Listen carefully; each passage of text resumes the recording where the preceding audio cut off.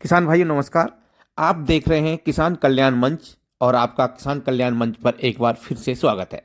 किसान भाइयों, अभी 30 जनवरी 2025 को जनपद मुरादाबाद के कृषि विज्ञान केंद्र ठाकुर द्वारा पर गन्ने की खेती पर एक दिवसीय कार्यशाला का आयोजन किया गया, जिसमें कृषि विज्ञान केंद्र ठाकुर द्वारा के प्रभारी अधिकारी डॉक्टर रविंद्र सिंह के साथ साथ अन्य कृषि विशेषज्ञों द्वारा कार्यशाला में अपने विचार रखे। इसी कार्यशाला में गन्ना अनुसंधान केंद्र काशीपुर के प्रभारी अधिकारी डॉक्टर संजय कुमार द्वारा भी गन्ने की खेती में पोषक तत्व प्रबंधन पर किसानों के साथ वैज्ञानिक वार्ता की गई कि किसान गन्ने की खेती में उचित पोषक तत्व का प्रबंधन कैसे करें। किसान भाइयों, अभी तक आपने किसान कल्याण मंच को सब्सक्राइब नहीं किया है तो आपसे अनुरोध है कि किसान कल्याण मंच को सबसे पहले सब्सक्राइब कर लें, क्योंकि ये बात तो आप बखूबी जानते हैं कि किसान कल्याण मंच आपको नवीनतम, उपयोगी और महत्वपूर्ण जानकारी उपलब्ध कराने के लिए समर्पित है।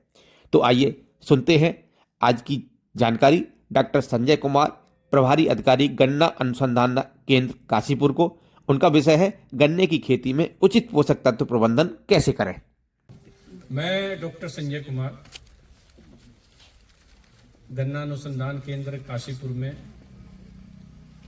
सस्य वैज्ञानिक के तौर पर और वहाँ के इंचार्ज के तौर पर कार्यरत हूँ। बुआई के समय हम लोग केवल एनपीके की बात करते हैं, नाइट्रोजन, फास्फोरस, पोटास, है ना, और 16-17 पोषक तत्व चाहिए। तांबा चाहिए, लोहा चाहिए, जस्ता चाहिए, निकल चाहिए, बहुत सारी चीजें है ना, उनकी कोई बात नहीं करते। आप जब खाना बनाता है, घर में हमारे खाना बनता है तो केवल नमक से काम नहीं चलता है, नहीं बात, उसमें मसाले भी डालते हैं और दूसरी चीजें भी। ऐसे ही खेतों को चाहिए। जो ये 16-17 पोषक तत्व है, 3 तो कुदरत फ्री में देता है और 3 आप डालते हो एनपीके। कई बार किसान ये एनपीके भी नहीं डालता, वो डीएपी डालता है, क्योंकि जो सोसाइटी में मिल गया वो उसने डाल दिया। तो पोटास को कभी अवॉइड मत करिएगा। पोटास इतना महत्वपूर्ण है, वो कम मात्रा में यूज भले ही होता है जितना आपके लिए नमक महत्वपूर्ण है। अगर किसी भी फसल में पोटास नहीं है, पोटास नहीं डाला है, तो गन्ना या फसल ये भूल जाती है कि कौन सा पोषक तत्व मुझे कितनी मात्रा में लेना है। तो पोटास बहुत जरूरी है अच्छे फुटाव के लिए, गन्ने की मजबूती मोटाई के लिए, ठोसपन के लिए, कीड़े बीमारियों से बचाव के लिए ये पोटास बहुत जरूरी है। तो पोटास आपको जरूर डालना है, या तो एनपीके डालिए, उसमें पोटास होता है, और अगर आप डीएपी डाल रहे हैं तो डीएपी के साथ आप जो है साहब करीबन 35-40 किलो प्रति एकड़ पोटास जरूर डालें। एमओपी जो 60% वाला होता है, ठीक है साहब। तो ये चीज आपको ध्यान रखना है। और पोटास को आप जब गन्ने में फुटाव होता है उस समय भी आप पोटास डाल सकते हैं। और अगर आपके पास ये फर्टिलाइजर वाला नहीं है तो जो आपका वो वाटर सोल्यूबल आया हुआ है पोटास 0050 या 0052, 2 किलो प्रति एकड़ की दर से उसका आप स्प्रे कर सकते हैं। जो भी आप सपोज करिए कोई फंजीसाइड या कुछ भी इंसेक्टिसाइड डाल रहे हैं, कोई ह्यूमिक एसिड का स्प्रे कर रहे हैं, उसी के साथ आप मिलाकर आप जो है पोटास का भी स्प्रे कर दीजिए। तो जब ब्यात होता है, थोड़ा गन्ने में जो है ग्रोथ दिखाई देने लगती है, उस समय पर आप पोटास का स्प्रे करें। और पोटास के 2 स्प्रे की और नई रिकमेंडेशन आई है जुलाई और अगस्त में खड़े गन्ने में। अगर आप ऐसा करते हैं तो गन्ने में कीट पतंगों और बीमारियों से 80% तक आपका बचाव हो जाता है केवल पोटास से। तो ये चीजें आपको देखनी है। अरे क्वेश्चन है यहाँ। जी जी जी। ये जो पोटास आपने बताई तो स्प्रे लग जाएगा, उसमें जमीन में डालने की जरूरत नहीं है? नहीं, ये स्प्रे के लिए जमीन में तो शुरू में देना ही है। नहीं, शुरू में नहीं दें और स्प्रे कर दें, नहीं चलेगा काम। एनपीके दे रहे हैं आप तो एनपीके लगभग 80 किलो से 1 क्विंटल तक प्रति एकड़ गुलों में देना है आपको। और अगर आपका डीएपी है तो डीएपी 60 किलो, 60-65 किलो 1 एकड़ में, इससे ज्यादा नहीं देना है, ठीक है। और यूरिया जो है, यूरिया 1 एकड़ में पूरे गन्ने के सीजन में जो 45 किलो का बैग है, 3 बैग से ज्यादा नहीं देने हैं, बुआई से लेकर कटाई तक। जो यूरिया का समय है देने का, वो गन्ना बुआई से लेकर 110 दिन के अंदर अंदर आपको पूरा करना है। 110 दिन के बाद आपको यूरिया नहीं देना। जो किसान जुलाई अगस्त में यूरिया देते हैं उसमें गन्ने में जो पोगे निकलते हैं आपके, वाटर सूट, जल कल्ले, ठीक है ना, मोटे मोटे निकलते हैं वो, ठीक है ना। जब आप फसलों की कटाई करते हैं तो वो पानी की पोटली होते हैं, वो मिलों की रिकवरी डाउन करते हैं। कई बार आप देखते हैं जो कीड़ा भी लग जाता है ना, गन्ने में बीमारी लगती है, वो गन्ना थोड़ा फीका फीका लगता है, होती मिठास है, ठीक हल्की होती है। वो क्या करता है, उसमें शुगर का डाइवर्जन शुरू हो जाता है और उसमें इस तरह के एंजाइम बनने लगते हैं जो शुगर की सिंथेसिस में प्रॉब्लम पैदा करते हैं। जब वो बॉयलर में पकती है तो सारी जो जो चीनी के क्रिस्टल बनने चाहिए उसे बनने की बजाय वो सिरे में निकल जाता है सर। तो अगर आपको खर्चे कम करने हैं तो बुआई में बेसल दे दिया, बाद में जो हम बार बार डालते हैं तो बार बार में जैसे यूरिया है, नैनो सपोज करिए नैनो यूरिया के इससे पहले हम क्या करते थे, 2-2.5% का यूरिया का फोलियर स्प्रे करते थे, तो आज भी कर सकते हैं आप, ठीक है ना। तो ये चीजें हैं, इस पर थोड़ा आगे बढ़ते हैं।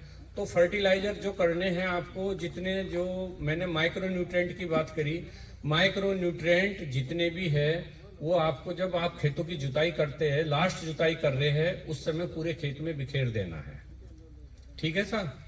इसमें शुगर केन स्पेशल के भी नाम से आ रहे हैं, जो माइक्रो न्यूट्रिएंट मिक्सचर है, सूक्ष्म पोषक तत्वों का जो मिश्रण है वो आपको, और डालना कितना है, पहली बार आपको डालना है 10 किलो प्रति एकड़ और फिर हर साल आपको 6 किलो प्रति एकड़ डालना है, ठीक है ना। पूरे खेत में बिखेर दीजिए, उसे कभी भी भूल से गुलों में मत डालिए, ये ध्यान रखिए आप। हाँ, गुलों में डालने के लिए डीएपी, एनपीके, यूरिया ये तो है ही है। इसके अलावा आप डाल सकते हैं गोबर की सड़ी खाद या कंपोस्ट भी गुलों में डाल सकते हैं, सल्फर भी डाल सकते हैं। और कोई चीजें ऐसे, जैसे सपोज करो आप सोचो जिंक भी मैं डाल दूं, उसमें रखा हुआ मेरा जो है उसका, वो डाल सकते हैं, उसकी कोई दिक्कत नहीं, वो डाल सकता है, उसमें कोई दिक्कत नहीं है, ठीक है ना। सल्फर आप डाल सकते हैं, बेंटोनाइट तो बुआई से पहले बखेर सकते हैं खेत में। हाँ, उसे बिखेर दीजिए आप, पूरे खेत में बिखेर के आप जुताई कर दें, वो सबसे अच्छा तरीका है। और उसके बाद आप गुलों में जो है फर्टिलाइजर आपको देना है, जो एनपीके या डीएपी आपको देना है। एनपीके दे रहे तो यूरिया देने की जरूरत नहीं है ना, डीएपी। एनपीके भी सर बखेरना है, पेंडे पे डालना है? नहीं, वो पेंडे से पहले डालना है। लास्ट पहले गुल खोलिए, पहला स्टेप, दूसरे स्टेप में आप फर्टिलाइजर डालिए, तीसरे स्टेप पे पेंडे डालिए और चौथे स्टेप पे इंसेक्टिसाइड जो भी आप है, चाहे घुलनशील है, ठीक है, या फिर दानेदार है, वो आप डालकर तब आपको जो है खेत को पाटना है, ठीक है साहब। अगर पानी लगाना है तो तुरंत पानी लगा दें।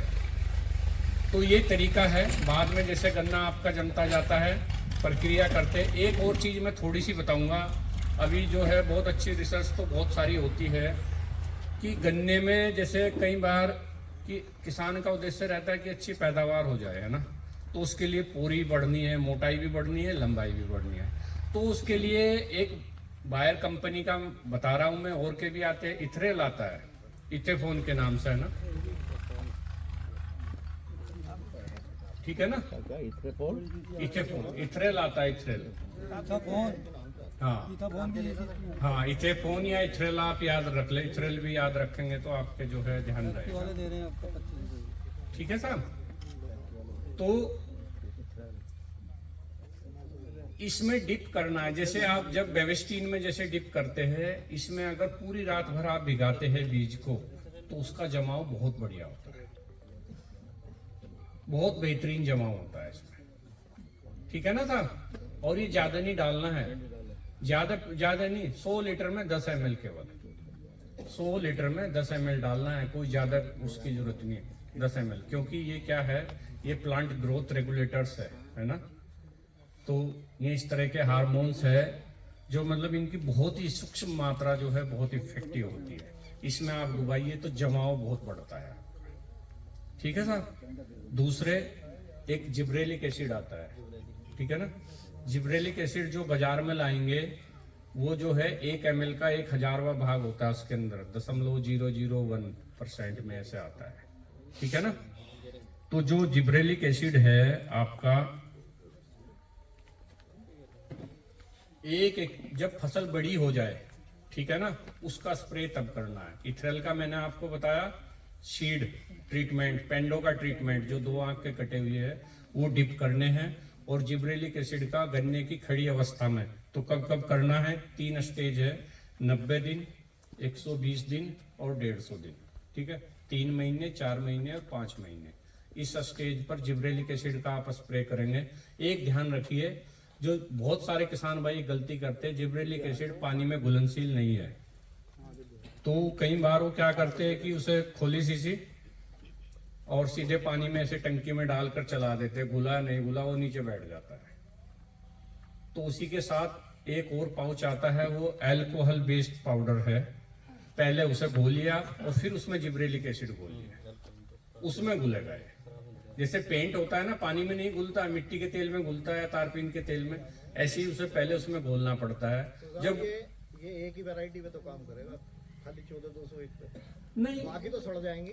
नहीं नहीं, ऐसे नहीं, ऐसे नहीं, ऐसे नहीं, बहुत ज्यादा ग्रोथ कर जाता है। ऐसे नहीं। आप देखिए पहले उस चीज को समझिए, उस चीज को आप अगर ज्यादा डालेंगे तो दिक्कत करेगा, ज्यादा आप डालेंगे और बाद की स्टेज में डालेंगे तो दिक्कत करेगा। ये केवल 5 महीने तक इसीलिए कहा गया है, जुलाई अगस्त तक, उसके बाद नहीं डालना है।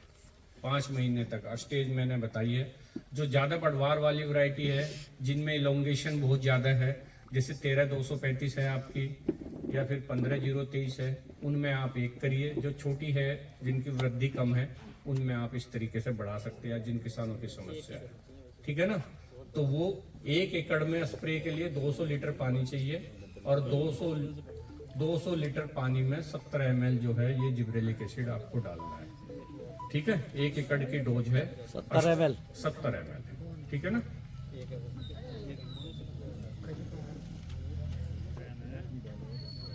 तो ये क्या करता है, ये सेल को जो है, सेल का साइज बढ़ाता है। हर चीज सेल से बनी है, कोशिका से बनी है ना, उसमें इलोंगेशन करता है, ठीक है ना। उसकी पोरी की लंबाई और मोटाई सब चीज बढ़ाता है। लेकिन आप इस चक्कर में बिल्कुल ये चीजें बिल्कुल वो लकीर की फकीर होती है, ज्यादा मात्रा डालेंगे तो नुकसान हो जाएगा, है ना, समझ रहे हैं आप मेरी बात को। तो डोज जो है बिल्कुल रेस्ट्रिक्टेड डोज में आपको प्रयोग करना है। एक ये जो मैंने इथ्रेल बताया है, इस इथ्रेल का यूज आपका पेड़ी के लिए बहुत बढ़िया है। जब आप नोलक को सप्लाई कर देते हो, पीछे से पत्ती हटा दी और आपके ठूंठ है ना, उन ठूंठों पर आप स्प्रे करते हैं, ठीक है ना। तो आपको क्या करना है, जो 1 एकड़ में लगभग 200 लीटर पानी, 180 लीटर पानी, 250 लीटर थोड़ा ऊपर नीचे हो जाता है, उसमें 100-125 ml मिलाना है पानी में इथ्रेल को, और ठूंठों के ऊपर आपको इसका स्प्रे कर देना है, ठीक है। उससे आपका बयान बहुत बढ़िया होगा, जो मतलब पेड़ी फूटती है, पेड़ी का फुटाव बहुत बढ़िया होगा। तो ये चीज आप रख सकते हैं। इसके अलावा एक छोटी सी चीज है, जो घासों की समस्या है ना, घास की समस्या बहुत ज्यादा है। घास के लिए मैं ज्यादा टाइम नहीं लूंगा, मोथे की भी सबकी मैं ज्यादा नहीं, आपको केवल 3 जो न्यू जनरेशन के वीडीसाइड है उनकी मैं बात करूंगा। एक कंपनी का ना चाहते हुए भी नाम, वैसे तो हम कंपनी का प्रचार नहीं करते, लेकिन कुछ कंपनियां अपना पेटेंट लेकर आती है, जैसे कोराजन था, है ना, ठीक है ना, वो एक ही कंपनी का था शुरू में ना, अब तो बहुत सारी लेकर आ गई। तो अगर हम कोराजन कह रहे तो चाहे तो कह लो कि प्रचार कर रहे, या फिर बताना तो दवाई तो बतानी ही पड़ेगी। तो जो टिंजर आया है ये बासत कंपनी का है, ठीक है ना। टिंजर बहुत इफेक्टिव है गन्ने के लिए, कॉटन के लिए और मक्का के लिए। तो गन्ने में इसकी जो डोज है, इसका जो इसमें तीन चीजें आती है। एक पाउच आता है, एक आउटराइट का पाउच आता है, ठीक है, और एक फ्लक्स आता है। फ्लक्स क्या है, वो एट्राजिन है, एट्राजिन आप जानते होंगे। आउटराइट है, आउटराइट वो है सर्फेक्टेंट टाइप, जो मतलब जो स्प्रे में चिपकाने का काम करता है, शैम्पू वगैरह का। हाँ, जैसे आप शैम्पू की तरह सोचते हैं। और ये 30 ml का इसका पाउच है प्रति एकड़ के लिए, ठीक है ना। तो टिंजर है, टिंजर में टोप्रामेजोन है जो मेन केमिकल है, जो इसका जो है ये आपका 30 ml का पाउच है। आउटराइट 300 ml है इसमें, 300 ml, और साहब फ्लक्स है आपका आधा किलो, ठीक है। ये 3 चीजें हैं, ये प्रति एकड़ के लिए है, ठीक है। इसे कब स्प्रे करना है, कोई भी वीडीसाइड, कोई भी खरपतवार नाशी, जब खरपतवार की 3 से 4 पत्ती की अवस्था होती है, उस स्टेज पर आपको स्प्रे करना चाहिए। अगर आप ज्यादा पत्ती की अवस्था पे करते हैं, फिर आपको मात्रा बढ़ानी पड़ती है, और मात्रा बढ़ाते हैं तो वो हमारी फसल को भी नुकसान पहुंचाता है। तो एक ये है जो टिंजर है, बहुत बढ़िया है। इसके अलावा बायर कंपनी का जो है लोडिस बहुत पहले से है, आप यूज कर ही रहे हैं, उसमें टेम्बोट्रोन है। तो उसे आप यूज कर सकते हैं 114 ml प्रति एकड़। ठीक है सर। इसके अलावा जो खाली जो सैप्रस रोटेंडस है, मोथा है ना, नटग्रास जो मोथा होता है, उसके लिए सैम्प्रा है। ठीक है ना, सैम्प्रा का प्रयोग आप करें नमी की अवस्था में, और मोथा अगर ज्यादा बड़ा हो गया तब करेंगे तो नहीं काम करेगा। ठीक है ना। तो मोथे के लिए 1 एकड़ की डोज आती है इसकी सैम्प्रा 70% में, ये 36 ग्राम का इसका पाउच आता है। पहले इसके साथ में मेट्रीविजिन का भी आता था, शायद कंपनी ने हटा दिया। पूरी बकेट में देते थे वो इस तरह से बना के देते थे कि 10 टंकी का स्प्रे हो जाए, उस तरह से ही रहता था उसका। ठीक है ना साहब। तो ये आप सैम्प्रा में हेलोसल्फ्यूरान मिथाइल है जो उसका टेक्निकल है, आप उसे प्रयोग कर सकते हैं, ये बहुत बढ़िया है। इसके अलावा किसान भाई 2,4-D और मेट्रीविजिन का भी कॉम्बिनेशन बनाकर स्प्रे कर सकते हैं। 2,4-D का जो एमाइन साल्ट आ रहा है 58% वाला, और उसके साथ मेट्री मिलाकर जो है बहुत बढ़िया काम करता है वो भी, उसे भी आप प्रयोग कर सकते हैं। लेकिन जो बहुत बेहतर है, जो टिंजर की मैंने बताया, चाहे घास है चाहे चौड़े पत्ते वाले है, और इसी तरह लोडिस का है, चाहे घास है चौड़े पत्ते वाले, सबको कंट्रोल करता है। बेफिक्र हो जाओगे, आपका खेत नीट एंड क्लीन, बिल्कुल केवल गन्ना रहेगा, गन्ने के अलावा कुछ ही नहीं रहेगा। ठीक है साहब। बाकी तो बहुत बढ़िया तरीका ये है गन्ने में। वैसे तो हमारा किसान आमतौर पर क्या करता है कि पानी लगाता रहता है, गुड़ाई करता रहता है, या आप जैसे गन्ने की पत्ती है, पुआल है, उन्हें इकट्ठा कर कर गन्ने के बीच में मल्च के तौर पर फैला सकते हैं। गन्ने के बीच में आप ढैंचा कर सकते हैं। दरअसल होता क्या है कि गन्ना जो जमने में टाइम लेता है 1, 1.5, 2 महीना, ठीक है, और वो जो शुरू में बीच की गुले जो खाली रहती है उसमें फिर घास ही होगा। तो उस घास को रोकने के लिए तरीका ये है, सबसे अच्छा तरीका है सह फसल आप लगाएगा। ठीक है ना। और कोई भी फसल अगर गन्ने में लगाते हैं आप, जो दूसरी फसल आप लगाते हैं, एक चीज का ध्यान रखिए, उसके पानी का टाइमिंग याद रखिए। गन्ने में पहला पानी चाहिए 40-45 दिन पर। ठीक है ना। और जो फसल आप बोते हैं, जो भी गन्ने में, सपोज करो अक्टूबर का गन्ना लगाया आपने, सितंबर अक्टूबर में, उसमें गेहूं, आलू, मटर, जो भी कुछ आप लगाना चाहे, तो ये फसल है, कोई भी फसल है, 20-25 दिन में पहला पानी मांगती है। अगर गन्ने के साथ फसल साथ के साथ बो दी और 25 दिन में आपने पानी लगा दिया तो गन्ना तो गया आपका। ठीक है ना। तो इस चीज का आपको ध्यान रखना है, जो भी सह फसल बोए वो गन्ना बुआई के 20 दिन बाद आप बुआई करें, जिससे गन्ने में पहले पानी के स्टेज और उस फसल के पहले पानी के स्टेज एक साथ। ठीक है ना। या फिर क्या करना है आपको, ट्रेंच में लगा हुआ है तो फसल जो है आपकी वो मेड पर है, फिर वो कंपटीशन अलग हो जाता है। फसल तक पानी सीपेज से जाएगा, सीधे तो भरेगा नहीं। गन्ने में जब आप पानी लगाएंगे तो फसल को वहां से चना लगा सकते हैं आप, गन्ने के साथ कुछ भी लगा सकते हैं। तो ये चीजें हैं, ये मेरे कुछ सुझाव थे। इस नंबर आप नोट कीजिए 9319 108469 9319 108469। ठीक है। इस नंबर पे मैं व्हाट्सएप पर भी हूँ, आप मुझे कॉल भी कर सकते हैं। ठीक है। धन्यवाद सर।